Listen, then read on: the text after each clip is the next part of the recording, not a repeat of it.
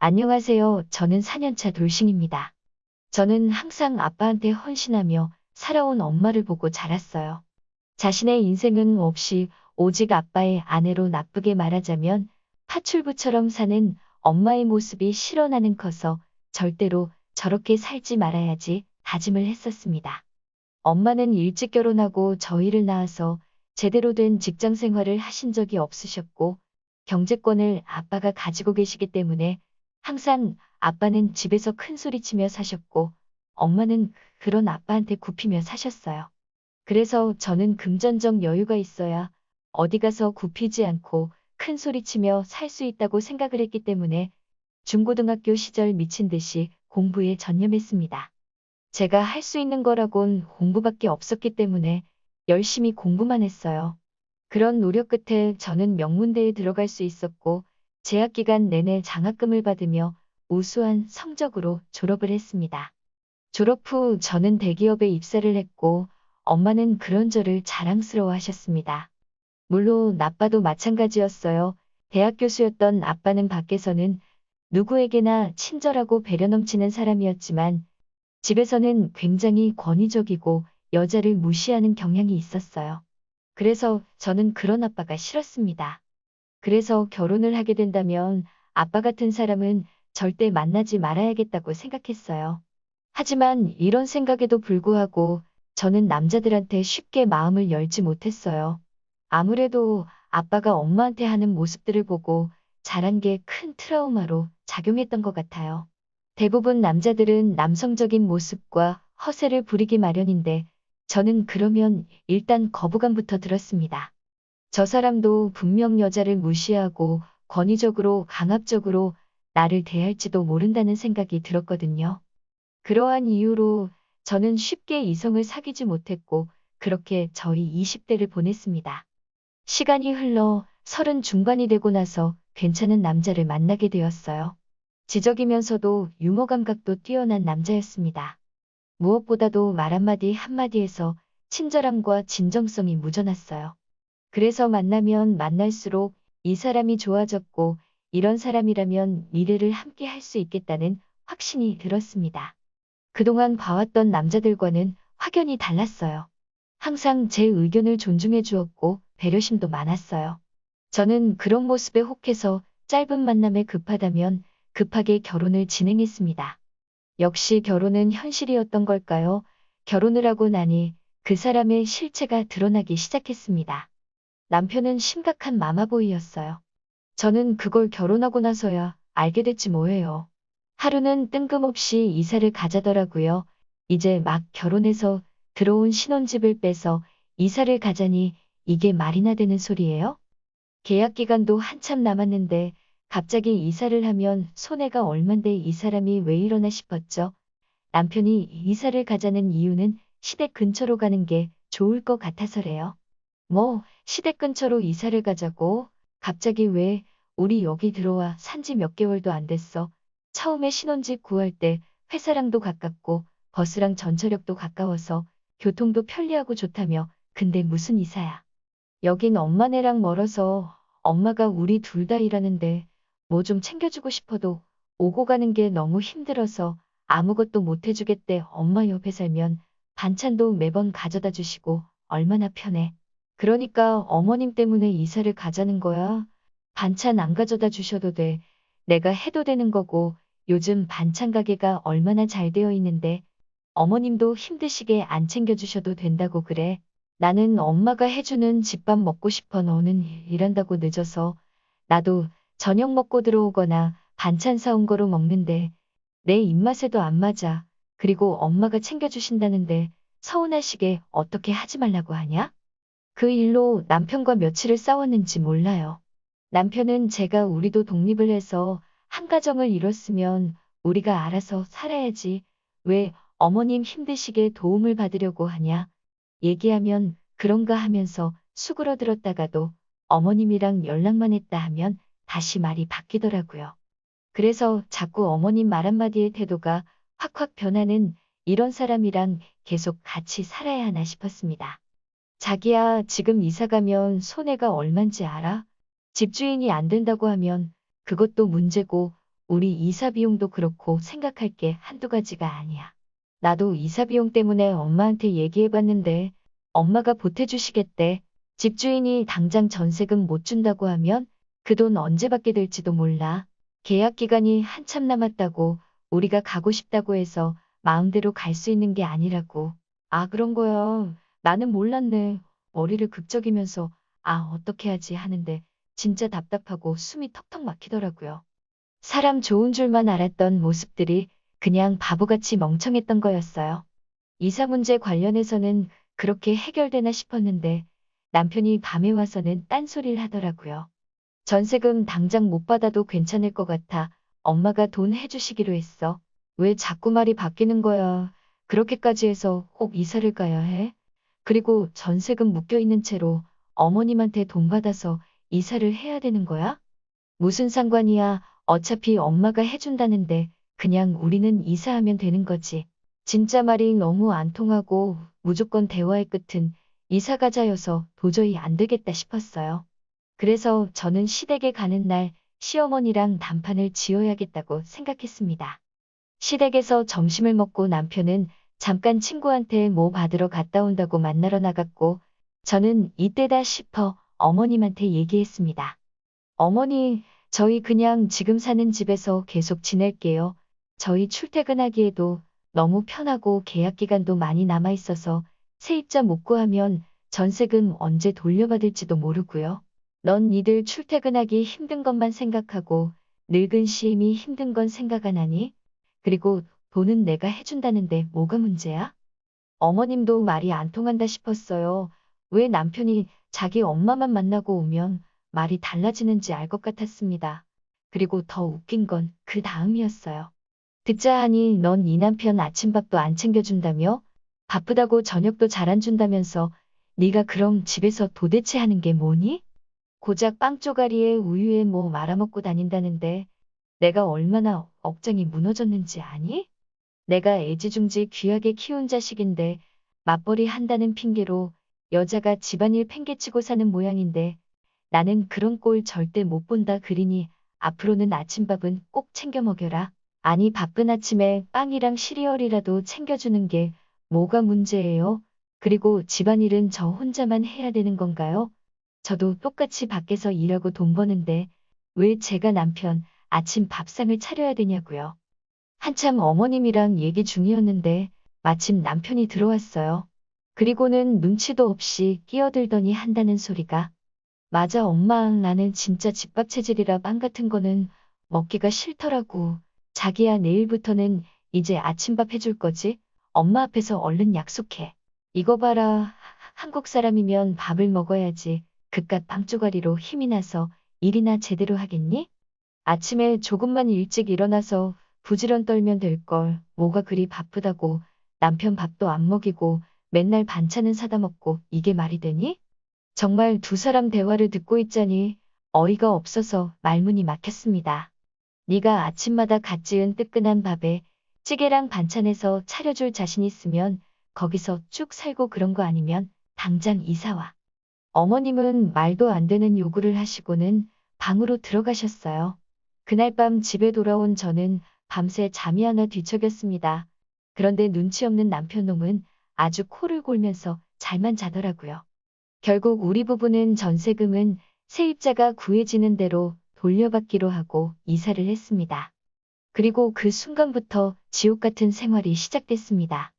어머님은 새벽 5시부터 저희 집에 오셔서는 남편 아침상을 차리셨어요. 집 비밀번호는 남편놈이 알려줬습니다.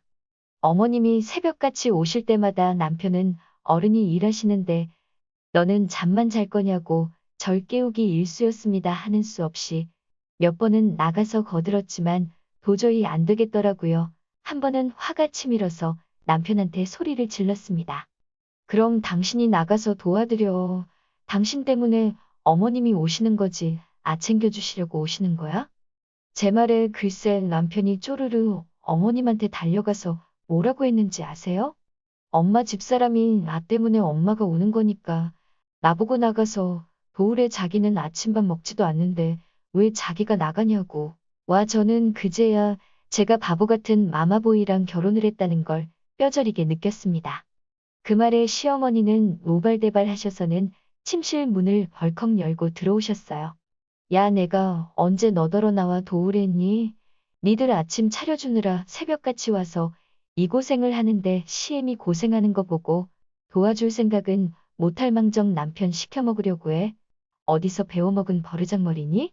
니네 친정에선 그렇게 가르치디? 가정교육을 대체 어떻게 받은 거니? 더는 안 되겠다 싶었어요.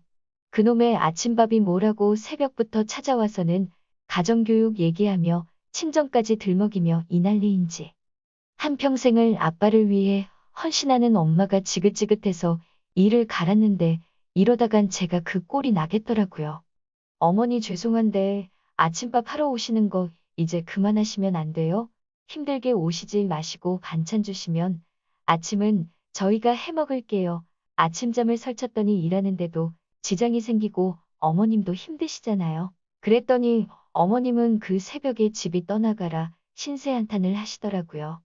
내가 살다 살다 너 같은 며느리는 처음이다. 지 잠 못 잔다고 아침에 주러 온 시애미를 오지 말라는 게 말이 되니? 어쩜 네 생각만 하고 그렇게 못돼 처먹었니? 아이고 챙겨주고도 욕먹는 내 팔자야. 제 딴에는 최대한 마음 다스리고 예의 갖춰서 얘기했는데 그마저도 어머님은 못된 며느리 구박으로 받아들이시더라고요. 더 이상 말을 말자 싶었어요. 근데 옆에서 사람 더 열받게 슬슬 긁는 남편이 너무 짜증이 나더라고요. 그래, 자기가 너무했다. 엄마는 우리 생각해서 이렇게 와서 도와주시는 건데 너는 아침밥 해주지도 않으면서 왜 엄마 오시는 거 가지고 뭐라 하고 그래. 나는 아침에 밥 먹으니까 회사 가서 일도 더 잘 되고 얼마나 든든한데. 와, 정말 옆에서 저러니까 정내미가 뚝 떨어지더라고요. 저는 속에서 욕이 나오려는 걸 꾹 눌러 참고 조용히 말했어요. 기분 상하셨다면 죄송해요. 하지만 제 사정도 좀 헤아려 주세요. 그리고 어머님 원하시는 대로 이사도 왔잖아요. 그러니 어머님은 가져온 반찬을 바닥에 내팽겨치며 그럼 네가 제대로 해. 내 아들 아침에 빵 쪼가리 먹이지 말고 네가 아침밥 제대로 챙겨주라고. 이후 어머님은 빈정이 상하셨는지 저를 더 괴롭히셨어요. 새벽뿐이 아니라 밤이고 낮이고 아무 때나 문을 열고 들어왔어요. 한참 쉬고 있는 일요일 오후에 갑자기 들이닥치셔선 집안일 잔소리부터 냉장 고소까지 전부 참견을 해댔습니다. 저는 그때까지만 해도 어떻게든 이번 위기만 넘기면 괜찮아지겠지 생각했어요. 결혼한 지 1년도 안 됐는데 이혼을 하는 건 너무 성급하다고 생각했습니다. 어머님만 아니면 남편이랑 싸이도 그렇게까지 나쁜 건 아니었으니까요. 그리고 남편은 제가 정말 힘들게 마음을 열어 만난 사람인데 노력도 안 해보고 이대로 이혼을 하는 건 아니다 싶었거든요. 그런데 이 집의 문제는 어머님뿐만이 아니더라고요. 얼마 뒤 호주에 사는 손희 시누이가 한국에 들어왔어요. 온 김에 2달 정도 있다가 간다고 하더라고요. 저는 어머님이 불러서 시댁에 갔어요. 시누이가 잡채랑 닭강정이 먹고 싶다고 했다면서 굳이 집에서 만들어 먹인다고 저를 부르신 거예요. 부엌으로 불려들어가 어머님과 음식을 만드는 사이 남편은 공항으로 시누이를 마중 나갔어요. 한참 잡채며 닭강정이며 여러 음식을 하다 보니 남편이 시누이랑 같이 왔어요. 그런데 캐리어도 하나 없이 손가방 하나 딸랑 들고 왔더라고요. 해외에서 들어온 사람이 아니라 마치 잠깐 어디 나갔다가 온 사람처럼요. 수상한 건 그뿐이 아니었어요. 공항에서 왔다고 하기엔 남편이 마중 나갔다가 오는 시간이 너무 짧았거든요. 못해도 1시간 반은 좋게 걸릴 거리를 30분 조금 지나왔다는 게 아무래도 이상했습니다. 자기야, 공항에서 온 거 맞아. 주말이라 차도 많이 막혔을 텐데 어떻게 이렇게 빨리 왔어? 얘기하니 남편은 당황한 기색을 하며 눈을 굴리고 어머님을 쳐다보더라고요. 근데 갑자기 시누이가 하는 말이 듣자 하니 올케가 우리 엄마를 시집살이 시킨다며 어떻게 며느리가 시어머니를 부려먹고 살 생각을 해? 우리 엄마 시집살이 같은 거 안 시키는 사람인데 올케가 되려 시어머니를 부려먹어? 나 올케 행동거지 감시하려고 한국에 들어온 거니까 앞으로 가고 단단히 해. 내가 지켜볼 거야. 시누이가 저를 보고는 다짜고짜 이러더라고요. 어찌나 황당하던지. 형님 뭔가 잘못 알고 계신 모양인데요. 제가 어머님을 부려먹다니요. 그런 적 없어요. 혹시 아침밥 가지고 그러시는 거라면 그건 어머님이 남편 생각해서 원해서 하신 일이에요. 저는 몇 번이나 힘들게 그러지 마시라고 말렸는데 제 말은 통 안 들으시네요. 그러자 어머님이 식탁 위에 있던 국자를 바닥에 집어던지셨어요. 너 그 입 좀 다물면 안 되겠니? 방금 호주에서 시누이를 들어오지도 못하게 현관 앞에 세워두고 그게 할 소리야? 아휴 오느라 힘들었지. 일단 들어와서 밥부터 먹자 배고프겠다 제하고는 말하다 보면 분통 터져서 밥 먹다가 체한다 밥 다 먹고 천천히 얘기해. 순간 싸한 기분이 들었어요. 이 집 식구들이 저만 빼놓고 뭔가 작당을 꾸미고 있다는 생각이 제 머릿속에 가득 차더라고요. 그리고 그 생각은 틀리지 않았습니다. 상을 차리는데 시누이가 냉장고에 들어있는 밑반찬이며 찬장의 그릇까지 너무 능숙하게 찾아 꺼내더라고요. 몇 년 만에 친정에 온 딸이라고는 생각되지 않았어요. 그때 알았습니다. 이 사람들은 마음을 열고 기다린다고 가족이 될 수 있는 사람들이 아니란 걸요. 그리고 식사가 끝나갈 무렵 시누이가 밑밥을 깔기 시작하더라고요.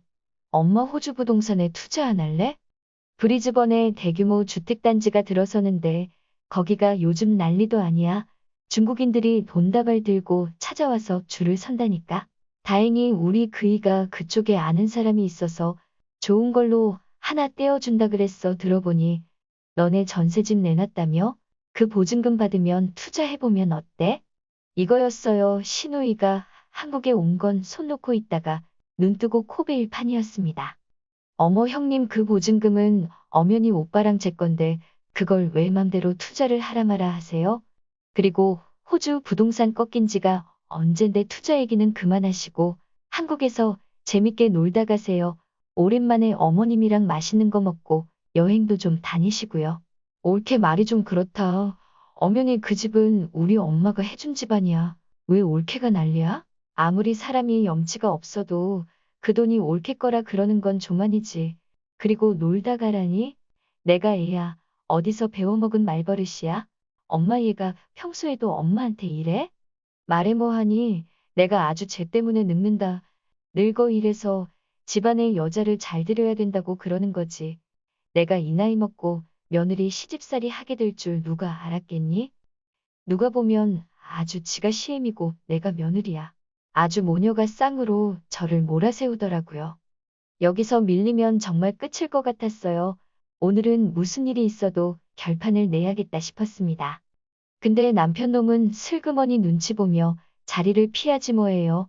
혹시나 제가 내 편 들어달라고 할까봐 제 눈치를 슬쩍 보면서 은근히 저랑 거리를 두고 앉더라고요. 이런 걸 남편이라고 믿고 살았다니 정말 제 발등을 찍고 싶은 심정이었어요. 이런 사람 믿고 결혼을 그렇게 빠르게 한 게 후회스러웠습니다. 그래도 어떡하겠어요. 이런 남자를 고른 게 바로 저인걸요. 저는 밥숟가락 내려놓고 가방이랑 옷가지를 챙겨들었습니다. 그리곤 시댁 식구들 보란듯이 얘기했어요. 이 집에 더 있다간 혈압 올라서 쓰러질 것 같으니 저는 이만 돌아갈게요. 그리고 당신은 여기서 있고 싶으면 있어.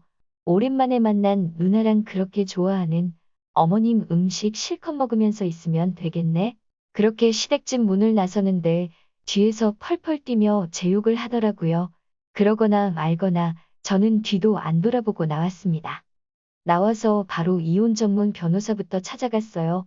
변호사와 상담을 하며 일단 전에 살던 집 전세금으로 들어간 제 돈부터 돌려받고 싶다고 했어요. 그래야 저도 이혼해서 작은 방이라도 얻어 생활을 할 수 있으니까요. 변호사는 어차피 이혼 전에 부동산과 은행 예금은 기본적으로 조사해야 하니 다시 연락 주겠다고 하더라고요. 결국 그날 밤 남편은 진짜 집에 오지 않았어요.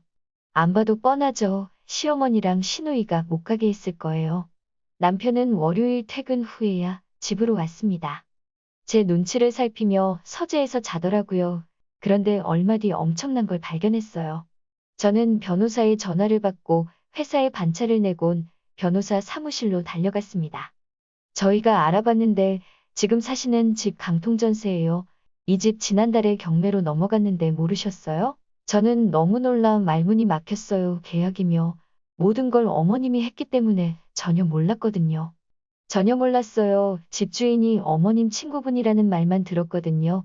보증금도 어머님 돈이라 어머님이 계약하셨고 신경도 안 썼고요. 전전에 살던 집 보증금만 받으면 되어 들어간 제 돈만 받으면 되거든요. 아, 그 집도 조사를 해봤는데요. 이사 나가던 당시 이미 남편분이 돈을 받아가신 걸로 돼 있더라고요. 보세요. 여기 쌓인 남편분 거 맞죠? 순간 저는 쇠망치로 뒤통수를 맞은 것 같았어요. 어리숙한 미련 곰탱인 줄 알았던 남편놈이 이미 제 돈까지 꿀꺽했던 거예요. 그런데 그 순간 머릿속에 떠돌던 조각들이 하나 둘 제자리를 찾아가기 시작하더라고요. 모든 건 시누이에서 비롯된 거였어요. 시누이는 뜬금없이 한국에 들어온 게 아니었죠. 이미 몇 개월 전부터 어머님과 짜고 저희 전세집 보증금을 털어먹을 생각을 했던 거예요. 지인의 깡통 전세집에 저희를 밀어넣고 시누이를 불러들여 투자니 뭐니 가짜 명분을 내세워서 전세금을 빼돌리기 위한 수작이었던 거예요. 변호사님, 그럼 저는 이제 어떻게 해야 돼요? 저는 떨리는 목소리로 물었어요. 그러자 변호사가 그러더라고요. 우선 이혼 소송을 하면서 재산분할 청구를 합시다. 그리고 시댁 식구들도 사기죄로 고소하는 게 좋을 것 같아요. 그래야 돈도 찾고 이혼 소송도 유리할 거라고 하더라고요. 하지만 저는 그 정도로는 남편놈과 그 집안 사람들한테 분이 안 풀릴 것 같았어요.